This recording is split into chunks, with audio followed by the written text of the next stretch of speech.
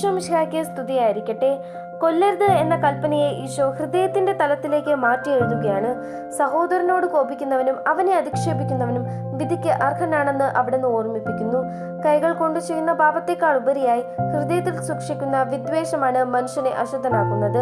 ആത്മീയത എന്നത് വെറുമൊരു കാണിച്ചുകൂട്ടലല്ല, അത് ആഴത്തിലുള്ള സ്നേഹമാണ്. ബലിപീഠത്തിൽ കാഴ്ചയർപ്പിക്കുമ്പോൾ സഹോദരനുമായി എന്തെങ്കിലും പിണക്കമുണ്ടെന്ന് ഓർത്താൽ ആ കാഴ്ച അവിടെ വച്ചിട്ട് ആദ്യം അവനോട് പോയി രമ്യതപ്പെടാൻ ഈശോ പറയുന്നു. ദൈവത്തോടുള്ള സ്നേഹം സത്യമാകണമെങ്കിൽ സഹോദരനോടുള്ള സ്നേഹം അനിവാര്യമാണ്. പിണക്കങ്ങൾ തീർക്കാതെ നാം നടത്തുന്ന പ്രാർത്ഥനകൾക്ക് സ്വർഗത്തോളം ഉയരാൻ കഴിയില്ല. അഹങ്കാരം വെടിഞ്ഞ് വിട്ടുവീഴ്ച ചെയ്യാൻ തയ്യാറാകുന്നവന്റെ ഹൃദയമാണ് ദൈവത്തിന് ഏറ്റവും പ്രിയപ്പെട്ട ബലിപീഠം. ആരാധനയേക്കാൾ വലുതാണ് സഹോദര സ്നേഹം. ഇന്ന് ആ സ്നേഹത്തിന്റെ പാലം നമുക്ക് പണിയാം.